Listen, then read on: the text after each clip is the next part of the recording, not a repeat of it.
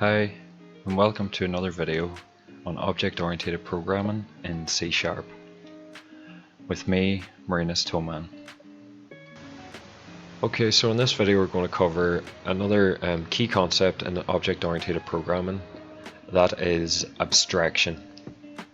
So abstraction is really, it's when we want to basically abstract data or hide certain details that are essential, essential information, hide that from the user, or the user of our class. Abstraction can be achieved with either abstract classes or interfaces, which we'll talk about later on. But the abstract keyword is used for classes and methods. An abstract is a special kind of keyword, and we're going to see why, because an abstract class is a restricted class that cannot be used to create objects. So once a class is declared as abstract, like this example here, then we can't instantiate from this class. We can't create an object from this class. It doesn't have a constructor. And the abstract keyword prevents us from having a constructor or for an object from being constructed. And an abstract method can only be used in an abstract class, and it does not have a body. The body is provided in the derived class, so the one that we inherit from, that's where we have to give the method implementation. So you can see here that this is an example of when we would just declare a class abstract. So you just have the keyword before the class declaration. And then this is a abstract method. So as you can see, we have our method signature. Okay, everything's pretty, it looks pretty familiar to what we're used to, but we just have this abstract keyword, before the return type. So and you can also see there's no curly braces here. It's just, finished with a semicolon. So there's no body to that method whatsoever. And that's, if you try to put a body in there, it'll tell you, this is an error because you've declared this abstract. So what you're saying when you say it's abstract, you're saying it doesn't have a body. So an abstract class can basically have both abstract and regular methods. So you can see here, we have just a normal one that has a accessor, keyword, return type, and then a name, takes no parameters, and it just prints, this string out the line.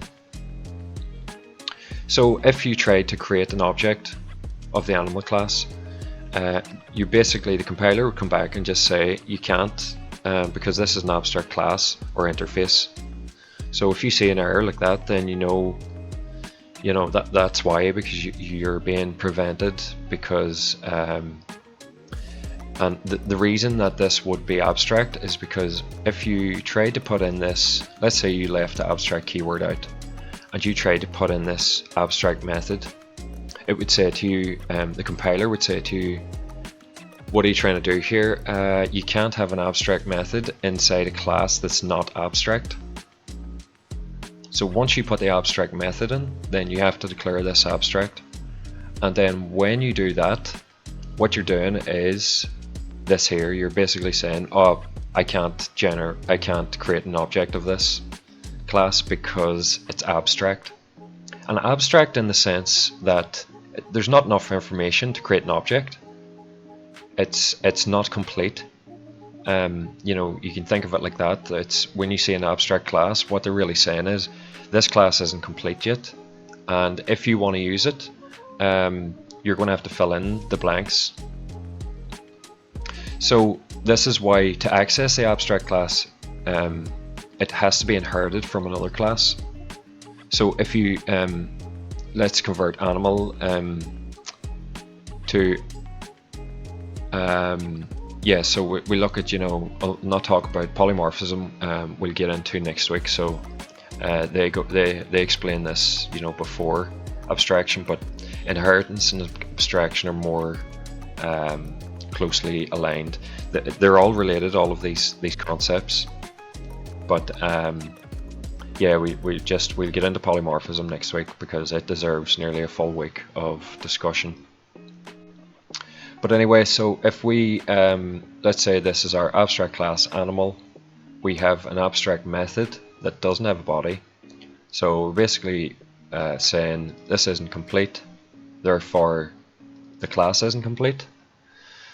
But if we have another child class, let's say in this example called pig, that extends or inherits from animal, what we're doing here is we're saying unless we give this body, unless we provide a body for this animal sound method, okay, we need to give this a body, and if you don't, pig is automatically abstract. So if you don't implement this, if you don't give it, if you don't fill in the missing pieces, if you don't fill in the blanks, then it's basically, you know, by default you're not complete either. So if you extend from an abstract class, you need to make sure, you know, pretty sure that the compiler tells you anyway in Visual Studio that once you extend from this class, it'll just come up and say to you, you know, there's a couple of methods here that you need to implement, otherwise you're going to stay abstract and nobody will be able to create an object from this class. Okay, so, but because we've implemented it here, we can create an object of the pig class. So it's basically complete. This pig class isn't abstract like the animal class is. So this will be okay, and then once we create or call the method, it's they say the abstract method here, but it's not abstract anymore because we've basically given an implementation. And then we can still get, you know, we still have access to all of this stuff from the animal as well. So one of the things that you will notice is this override keyword.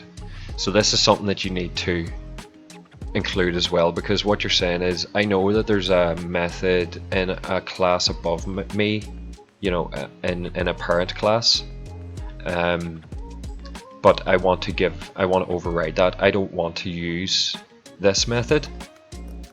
I want to use the one that I'm providing here now. So this is another thing as well that's very important when it comes to inheritance and abstraction. If you inherit all of your parent class members, let's say your properties, your fields, your methods, any of them, you can at any point in your child class say, you know what, I don't like what the parent has given me, I'd like to implement my own. And you just basically, you can do that just with the override keyword. So you just say, you know, whether it's a if it's a method, you just say public override, and then you give the same name as the parent method, the same return type. The method signature basically has to be the exact same. Otherwise, you're not overriding it. You're just creating a new method of a different, you know, kind. But if you say override, you have you basically, it has to be the exact same method signature. And if it's not, you know, it'll give you an error as well saying you're not overriding this method here. You might think that you are, but you're not, because it's named something different, or there's a different, you know, signature. So why and when to use abstract classes and methods? You know, why would we need this? Well, it's really to achieve security. So we can hide certain details and only show important details of an object. And abstraction can also be achieved with interfaces, and that's something that we'll talk about later as well. So an interface is a special kind of structure. It's like a class, but it's different. So we'll talk about that in its own separate video. So if we go back over to what did the chatbot say about abstraction? So abstraction is the process of hiding the implementation details of an object from the user. This allows the user to focus on the essential features of the object without having to worry about how it works. So that's really what you're doing. You're abstracting things, you know, from the user. So an example could be that you have an abstract class called shape that defines the common properties and methods of all shapes, such as get area, get perimeter. You know, every shape has an area, every shape has a perimeter. But you don't know, exactly how to get an area of a shape because you don't have enough information because it's too abstract. And the same with the perimeter. Like, what it's too general, it's too abstract. A shape, you just don't have enough information there. So this is, where we could have a specialization of the shape. We could have a more specified or more specific version, and this is where we could extend from shape. So we could create a concrete class called circle. So you'll hear that terminology as well between an abstract class and a concrete class. An abstract class, like I say, it's like one that's not finished. It's a hollow class.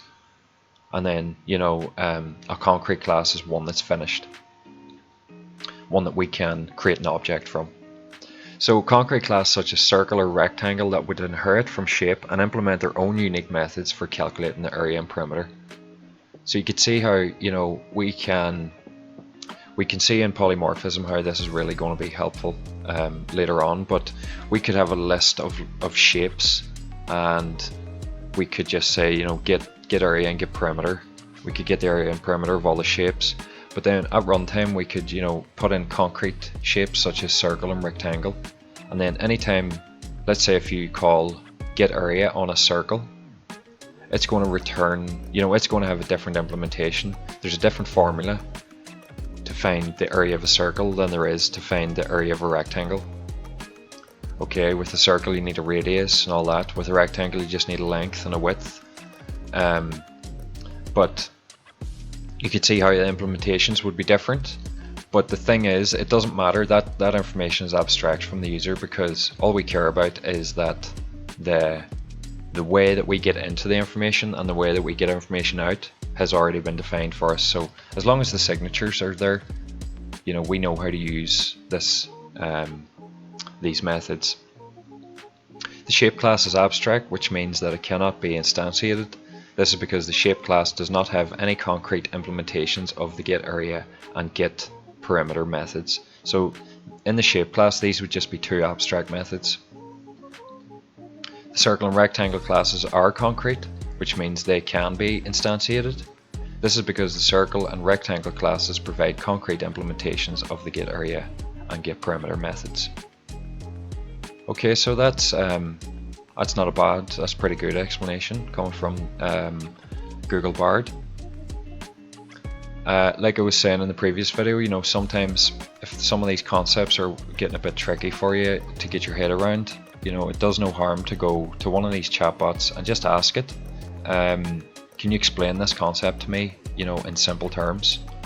And if you don't like the answer, ask it again. Can you make it simpler, or you can have a back and forth with these things and try and get some information out of them. And obviously, don't be copying anything. And take everything with a pinch of salt as well. The reason I like Bard is because it gives you a couple of different drafts. So I've asked, explain these OOP concepts in detail, and you can see it gives you like 3 different answers. So you can, even if you don't like the first one, you can check, do they have a better answer there before, asking it again. So I like to, just for, purposes, kind of like using a Google search engine to try and find out some information.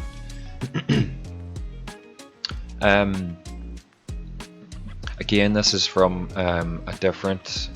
another system, another chatbot, and they basically say that inheritance is the ability of one object to inherit the methods and attributes of another object. This allows you to create new classes that are based on existing classes without having to rewrite all of the code from scratch. For example, you could have a class animal, so yeah, it gives the same example as before. Abstraction is a process of hiding the implementation details of an object from the user. This allows the user to focus on the essential features of the object without having to worry about how it works. Yeah, so exact same example here again. So the features meaning a shape, I can get the area of a shape, I can get the perimeter of a shape, you know, but I don't know how to do that, or I don't care how it does that. You know, these children classes will worry about that because they're all going to be different. Like, you know, the area of a triangle then, for example, would be different again. Okay, so that's it really for abstraction. Okay, so that's everything for the video. Thanks for watching.